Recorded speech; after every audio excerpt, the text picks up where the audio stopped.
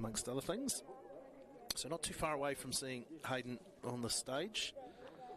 So one more 30-kilometre test after this one. This is the traditional Ridge Road, the Ridge Road that featured in the top 25 stages in New Zealand rallying a couple of years back through that COVID period, where we canvassed the opinion of some of the most renowned rallying people in the country. So a real sting in the tail for the day, as Andy just talked about. Long day, fatigue comes into it, and obviously the weather conditions aren't flash either. And then you've got Ridge Road to deal with on your way back to Palmerston North, and that blast around the Central Energy Trust Arena. And that won't be an easy way to finish the rally. You certainly don't win it in that final stage, but you can throw it all away, can't you? No, you're right. There's a couple of those entries into where they have to do the donuts. We walked it yesterday, and it's pretty tight getting in and out of there. So they'll be taking their time and tiptoeing through tonight, I'd say. Absolutely. Just looking, good haul of spectators here at this vantage point. Is one of the spectator points. The camera's sort of in amongst all the spectators, so looking away from where everyone's standing. But yeah, be a good number of people there. Got some of them got the barbie going and some refreshments. There was a great crowd out there last night too, Budgie, in the stadium. I thought they'd done a great job there, and a lot of locals out to support. Yeah, it was cool walking around the, not so much the service park, but that meet and greet in town at Fielding, and seeing all the people out there grabbing autographs and photographs with their favourite drivers. And really neat to see that the drivers buying into it as well, has to be said. You know, all of the competitors enjoying mingling with fans. And here is the first car on the road, Hayden Paddon. Hyundai New Zealand i20 Rally 2 car, and check out the commitment here. And hear him coming in the distance. He set the standard. He's been almost flawless really since the COVID break. I don't think he's put a foot wrong, both in terms of his driving and the car itself. But today it just feels like he's really on a charge. The numbers are even more impressive. And here he is. Big commitment.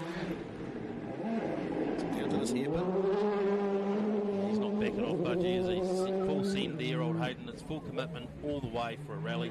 Even if he's got a massive lead, Hayden said it's actually harder to back off than it is to stay at pace. So he's certainly showing us all how it's done, as he always does. You've been part of that PRG team for the last couple of years. Just, you know, explain what it's like to sort of lean on his experience and get that advice from someone who's, you know, won a WRC event.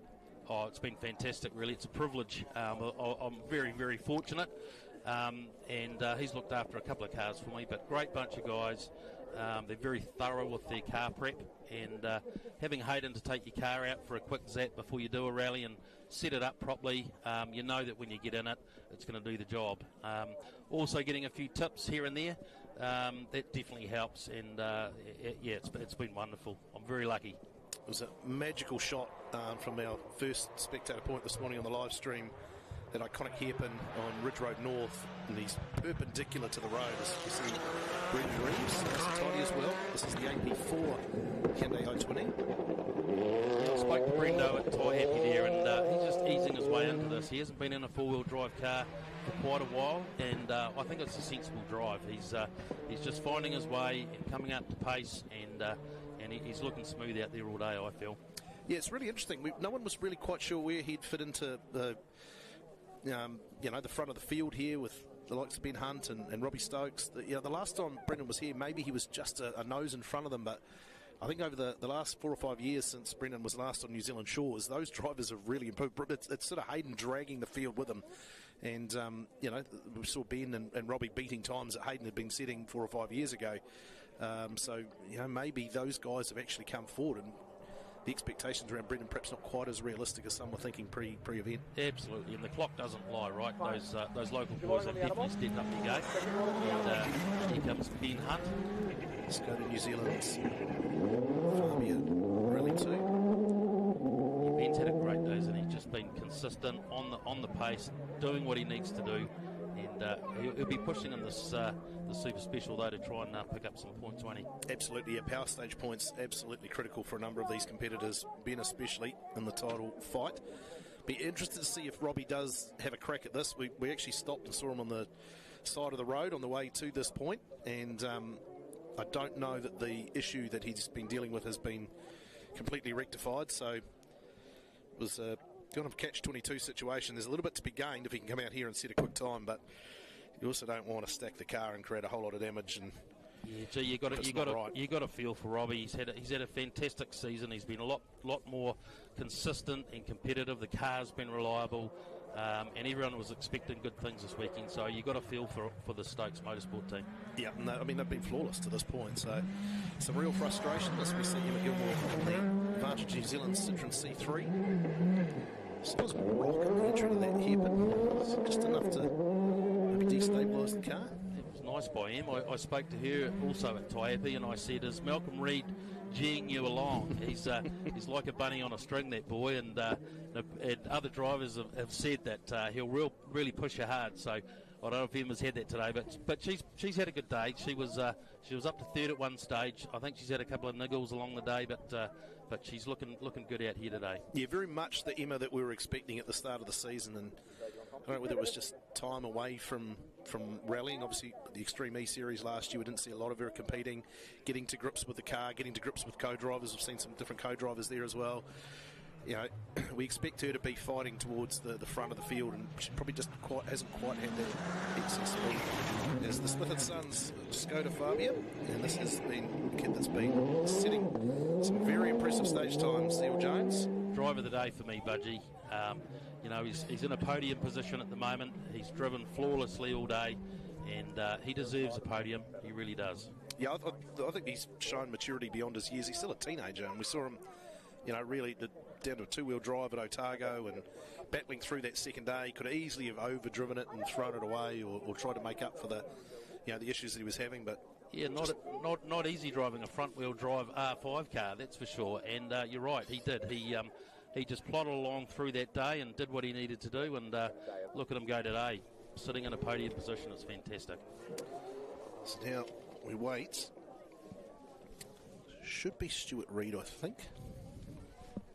This is assuming that Robbie hasn't rejoined somewhere here at any point. You have to excuse us, as I say, we don't have any live data to go off. It was actually good seeing Emma when I poked the microphone in the window earlier on today. She's loving this R5 car, and it's reliable and it's super well. Absolutely. This is Hayden McKenzie.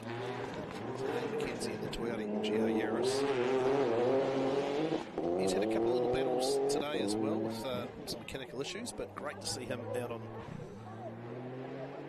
his first event of the year. We expect to see him the next two as well. He's a good peddler, Hayden. He said it was taking a bit of time getting back into the seat. He hasn't been at the pointy end of the championship for a while, so he's really enjoying his day and finding his feet. Yeah, underrated driver. I think once he gets a bit more seat time, you see him starting to knock on the door of maybe that top 4 or 5. Well, he's another one of these guys that's very fast on a motorbike. He does a lot of motocross, also the extreme sort of racing overseas, and all those guys that are fast on a bike are generally fast on a rally car, aren't they? Absolutely. So Stuart Reid should be next. I'm trying to go off memory here. Last of the newer generation cars at the front of the field. See Andrew Graves and Caleb McDonald and the like. Yes, Joey Reid, he wasn't a happy chappy when I caught up with him today. He was a bit frustrated. I think the dark was a bit tough this morning, but when he gets going, Stewie, he's consistent. He's a very experienced driver, but he's also very competitive. So he puts a lot of pressure on himself, but he's certainly loving the ex-Matt Summerfield AP4 Mirage, that's for sure. I thought he'd taken some steps forward at the Southern Lights event, like he was obviously taking a little while to adjust. Hasn't been in a four-wheel drive car for some time prior to 2024. And, he started to feel like he was getting somewhere near his best form at the Southern Lights, but... Well, he must be liking the car, because he was leasing this car, but he's actually purchased this car outright now. So he obviously likes the Mirage, and great guy, Stu. So here a car approaching. What have we got? That is Andrew Graves. So Dougie, the Evo 3. He must be very happy with himself. I mean, everyone knows Dougie's a super fast peddler, but he also knows a lot of those fast roads down south. So to see him in a tight, twisty North Island rally and performing extremely well, giant killing, as you'd say, he must be absolutely thrilled. Yeah, well, he's knocking on the door for a top 5 result here, so another outstanding performance from Andrew Graves. And he's doing it all without a handbrake too, Budgie. Really? Yep. I saw him struggle around that Ridge Road sort of hairpin. Yeah, we did notice that. Yeah. And he said he doesn't have a handbrake, so that makes it hard to get the car to rotate. But doing a great job as he always does, Dougie. Great battle, this Rally Challenge 4-wheel drive class. So Andrew Graves, Caleb McDonald making the trek north, joined by a couple of North Island competitors. Be interesting to see who comes north, who doesn't come north for Bay of Plenty in 3 weeks' time. So the nature of that Rally Challenge Championship, your best 3 scoring rounds from the first 5 events, plus the Whangarei. You see Caleb McDonald now. It's fast and smooth, Caleb, isn't he? Yep. That car's done a lot of miles. It's had a lot of owners, including myself, actually. Actually, when I owned that car, it didn't get off the trailer, Budgie. I owned it for 3 months and sold it to Hayden McKenzie because I found the N14 over in Australia. So, but no, it's a fantastic car, and everyone that's had it's done really well. But he's performing faultlessly this year. Yeah, he certainly looks to be a driver of the future. Very, very quick down south, and obviously a lot more corners, a lot more work on the forearms up at these parts. But he certainly hasn't put a foot wrong this morning, and on for a good result here. Perhaps a championship defining result too, if he can hold a podium spot here. A couple of his rivals with some work to do. They'll have to come north to Bay of Plenty. So, We got next, I don't know. I'm trying to go off memory here. Trying to go off sound. It's James McDonald. James McDonald on the H6. Another one that's in for a good result. So he's got to make hay while the sun shines. The whisper is he is going to come to Bay of Plenty though, so bonus territory. A lot of the drivers picking and choosing 1 or 2 of either this round and Bay of Plenty, knowing that you're going to drop around. So that's right. I just noticed that Timmy Smith's missing there, so he must have had a problem in the last stage or 2. He's been charging all day in that H6, so. Yeah, another impressive driver. He's in the all-comers field, of course, part of the championship this year. Might be on for the likes of Phil Macquarie. Yeah, lost Gavin Feast, unfortunately. Yeah, I still haven't caught up on what happened to Gavin Matt. He was having a reasonable morning, but one of the other competitors said he was parked up off the road somewhere, looked like a mechanical issue of some sort. The joys of rallying. Yeah, frustrating weekend for those guys. Yeah. It was his birthday the other day, and then some dramas getting the car down here, issue with the van, and then sort of racing against time to be here in time. They did it. They managed to get here. And one of the boys lost Gavin's Land Cruiser keys last night, so they've had a hell of a journey, haven't they? Yeah, it might be early to bed for them tonight. Or perhaps they push on, perhaps. No, I think they might push on. They'll probably be on the tubes already, if the truth be known. So we're working our way through some of these Rally Challenge competitors. Jay Pitt. Yeah, that's Jay. Jay's a good Bay of Plenty boy. He's always been a very quick driver, but he's driven with a lot of maturity. He's sort of kept a good, solid pace. He hasn't done anything crazy, and really proud of how he's progressed this year. He's having a fantastic year, Jay. And enjoying that battle, the Bay of Plenty battle, so with Phil Macquarie, who I think should be next. Yeah, Phil doesn't get this car out too much. He had it out at the recent sprint, but I caught up with him during the morning, and Phil's having a great time in this car. It's an ex-pro drive car, used to be owned by Matt Jensen. Here he comes now. Had a puncture on the last loop, lost a bit of time. Nice, gets that rock out of the way. Yeah, he's already had one today. Hedging in the director's chair, just saying like he didn't get a puncture there.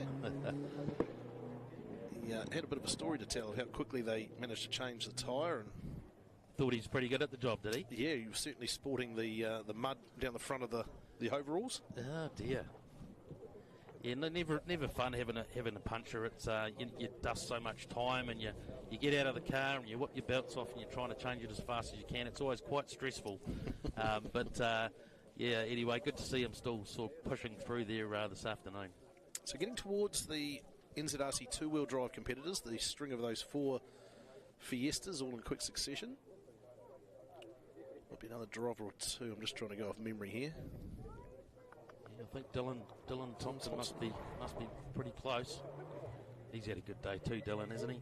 Yeah, he struggled in the dark early. Just for whatever reason, just doesn't seem to suit him. Oh, yeah. Getting the feast back again. That's Back great. again. Good to see them Awesome. rejoining for the power stage. Great looking car that.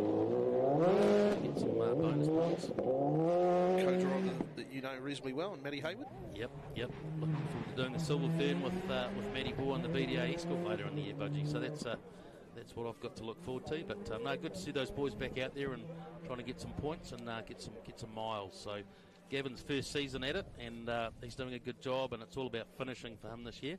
So yeah, good to see them out. What about your plans, mate? We obviously saw you in the polo through the first part of the year. You got any plans between now and end of the season to get back out in the championship? Not as such, mate. I struggled a bit this year in the polo. Had some bad flus. Just been off the pace a little bit. See Dylan Thompson coming through. Nice and tidy. Well, he's done just about everything there is to do in that class. He's been the bench setter for a number of years. He certainly has. But so for me, we've got the polo on the market for sale. It's been on the market all year, and I've driven it like it's on the market. In the back of your mind, you think don't crash it, so you lift when you shouldn't, and it's just it's too much of a expensive piece of kit to be driving it that way. So I've decided to park it up and see if we can push it on, and then I'll be classic rallying in the BDA Escort next year. So we're hoping to get a few of the old boys, old Ruta Ross and Marcus Van Klink and Dean Buist and Jonesy out there. So hopefully we can get that field back up to where it used to be. The whisper is there's interest, I think, from just about all of those parties you just mentioned. So fingers crossed next year we can see a bumpy crowd. That's Jeff Argyle. Jeff Argyle, yes. I think he's had some issues today as well.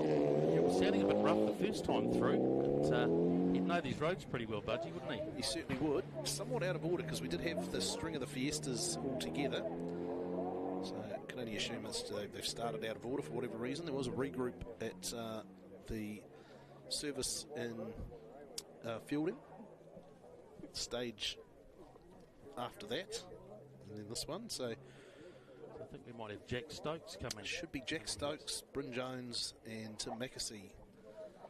Assuming they're all still travelling. Geez, that Jack Stokes has had a great year, hasn't he? Yep. Underpowered car compared to those rivals of his. Fully committed and gets the finish, and nice young fella too, Jack. It's great to see those guys sort of charging hard, and he's doing a great job. We mentioned Zeal Jones being nominated by his peers as the best up and coming talent in the sport. The other man to get a number of votes in that poll was Jack Stokes. So yeah, another driver to watch over the coming years. Obviously comes from pretty good pedigree. Interested to see what the plans are for Stokes Motorsport in 2025 and beyond. There he is. So Jack's car doesn't have a turbocharger like the other three that he's pushing against, so he does a fantastic job, really. Yeah, absolutely. Yeah. Notice when you talk to the drivers that have been in that car or a car like that and then made the step up to the Fiesta, the Rally 4 car, and just how much extra power there is there. Yeah, completely different animal actually. So he's wringing the neck out of that thing. Has been all season and doing a stellar job. We've also got Bryn Jones. Bryn's been consistent, and he's just likes to rack up those points and pushes when he can and backs off when he needs to. So he's driving with a clever head. And Tim Mackesy, and he's just picked up that car obviously. So he's finding a little bit to get used to, but he's a good charger, Tim. So he'll be chasing them down, I'd say, as the year progresses. Yeah, a few mechanical dramas for him today, so he's slightly off the pace compared to those rivals, but like you say, I think some of that is to do with the mechanical dramas he's had, and as he gets more and more familiar with the car, I'm sure we're going to see him, right in the mix in that NZRC two-wheel drive class. Yeah, Bryn's such an emotional driver, isn't he? Like, really emotional character, and probably had a bit of misfortune at Otago, some of that his own doing, and wasn't at his best in South Canterbury either with the mechanical dramas, but good to see him. He had a good rally at the Southern Lights event before the midwinter break, and he's been really good today, so hopefully a big step in the right direction for Bryn. Yeah, absolutely, and when you have dramas, it does give you a bit of a check, and sometimes can take a little bit to get back up to speed, but no, he's showing showing great pace, Bryn, in these Fiestas. So I'm sure he'll be pushing Dylan hard as the year comes to the end. Just a bit of a gap here, so fingers crossed we haven't put the mocker on him. There was talk about Robbie Stokes re-entering or rejoining for the power stage. So I think the rules are you can rejoin for the power stage and then subsequently retire again after that if you want. You still get your points for the power stage. We saw that with Jack Hawkswood at South Canterbury. Disappointing not to have Jack here this week. Obviously was right in the mix. Won Otago Rally at the season opening events and then featured in the podium battle at both the next two, but business commitments have just taken him away at the moment. Pretty pressing time, I think. Another driver to come of age, Jack. Geez, he's had a great couple of rallies and a hell of a nice guy. And the Hawkswood family, they're huge involvement and investment in motorsport. So it's always good to have Jack here. But I'm sure they'll be panning for gold. And as they start up their new operation down south there. Yeah, we look forward to him returning to the championship. New car, the Whisperers, new car potentially on the way. So fingers crossed. Here is Bryn Jones. So looks like it's all going according to plan there. I saw his father just a moment ago and he couldn't get reception, so he'll be happy to see Bryn coming past him here. Nervous wait for Jones. Waiting, knowing that he was probably, when he saw Dylan and Jack Stokes come through, he should be right behind. Absolutely. We'll see him whiz past us shortly, get in the car and chase him down for the next one soon, I'm sure. Another family that does an awesome job supporting their crew, but also supporting the sport. Yeah, it's one of the good things about rallying. It's a family sport. You're seeing fathers and sons and fathers and daughters, and it's a great sport, and everyone likes to help everyone else out, and it's one of the things that always attracted me to it right from the start. Actually, sometimes you forget how good we do have it in the sport. As we see, you're dead right. The Joneses are off now, off to the next stage. It's quite funny, Budgie. I saw a guy, Chris Clark, last night. He's down the back of the field. He's done a lot of rallies, and he's the guy that got me into rallying about 28 years ago when I did in 1200 in Titahi Bay, mate. He comes to Mackenzie now. Tim finally able to get this car out on the stages in anger. It was actually here in the country ready before Otago.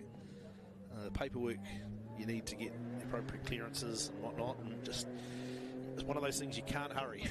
Have to wait. And no, I've been there, mate. It's a very frustrating process, actually, and you're at the mercy of the person that's putting the rubber stamp on the bit of paper. Yep, so, had to patiently wait through South Canterbury, patiently wait through Southern Lights, and, it must be a big relief to finally have the car here. Had a little shakedown test in it in Wyndham, I think, blind, albeit. So, be looking forward to seeing how he goes the last couple of events of the year and how quickly he can get up to speed with it. He's one of the newcomers. So this driver would have had a long day, Budgie. We opened the door and the navigator after stage 2 had lost his lunch on the floor and the stench was flowing out the door with the heat of the car. So I reckon these boys had a pretty long day out there today with that in the background. Yeah, he wasn't the only one. I'll give you the tip. There was a little bit of that going on the NZRC live team. Oh, gosh. Was that self-inflicted, though? No. I was in bed at 9 o'clock last night. Yeah. No, I believe you, but a lot of people wouldn't, Budgie. No, the breakfast of choice at 5 a.m. probably wasn't the right call. Thankfully, I didn't follow through all the way with it, so it was a limited portion of breakfast that was consumed. And so I think we might just about wrap up the live stream here as we we don't have any of the comms coming through. But thank our sponsors once again, Bright Green Property Group, MRF Tyres, Amiga Rental Cars and Cream Insurance. Thanks for joining us. Look forward to providing a whole lot more coverage online throughout the rest of the day and the weeks until we play plenty in 3 weeks' time. Until then, take care.